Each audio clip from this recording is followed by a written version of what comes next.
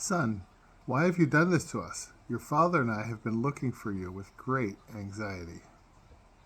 March 26, 2025.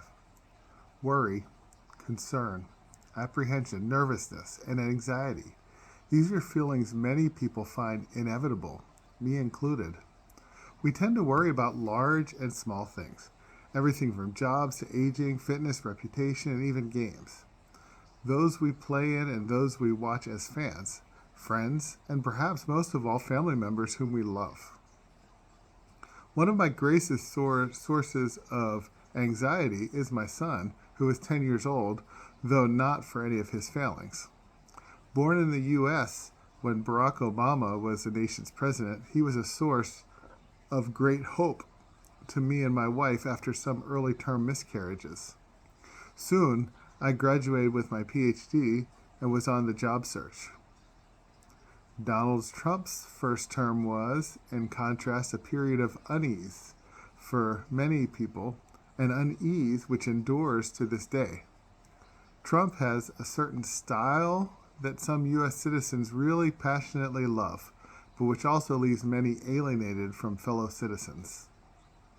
During this era, my failed job search in higher education was just one challenge.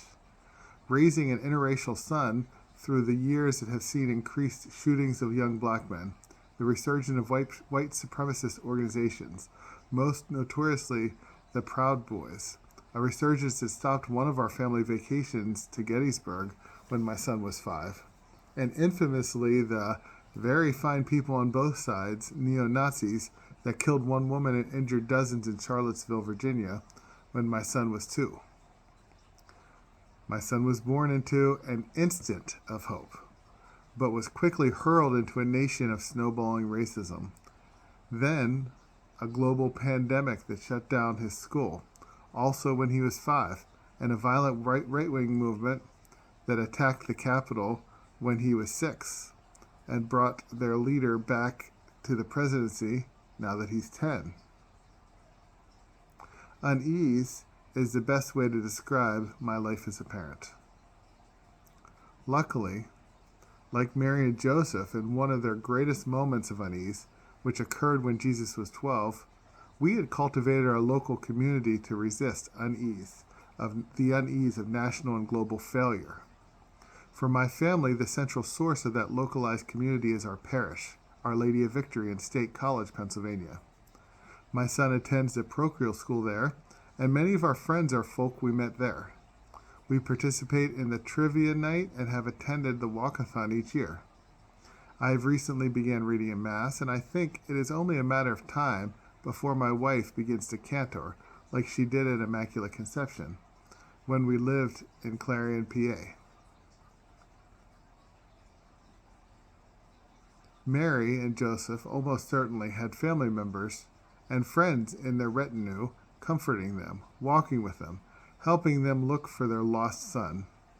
Did they know many of the leaders of the temple, the Sadducees and Pharisees, would eventually refuse Jesus and the teaching he was destined to provide? Perhaps.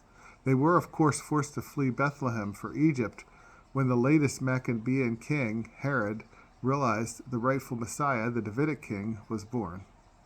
Their anxiety was validated with the massacre of the innocents, but this time Jesus was safe. Teaching the scribes scripture with astonishing insight for one his age. Mary and Joseph asked their son, "Why have you done this to us?"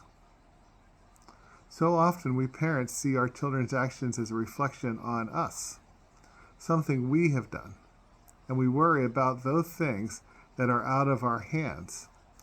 As Jesus was obliged to go to the temple and teach, his parents rightfully thought it was too early to challenge the temple authorities, who eventually Jesus would overturn.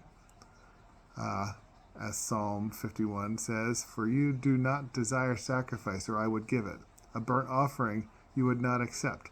My sacrifice, O God, is a contrite spirit, a contrite, humbled heart, O God, you will not spurn." End quote. And Jesus, recognizing the anxiety his parents felt, returned to perfect obedience. My son, too, is obedient and kind. gentle and reverent. He is quite possibly the perfect son. Perhaps the Lord knew I couldn't handle a more challenging child, or possibly years of thoughtful teaching and my wife's sympathetic caring for patients readied us to be supporting parents. Maybe it's both, as well as luck and God's gracious gift to us. Nonetheless, I wish the world I was raising my son in were safer, kinder, and gentler.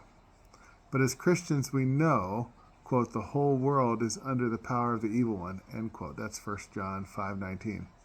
And we will continue to put our hope in God, our gentle Father in heaven, who is the, quote, God of the lowly, helper of those of little account, and supporter of the weak, end quote. That's Judith 9:11. God has shielded my family thus far, and I know He has a plan for our eternal salvation.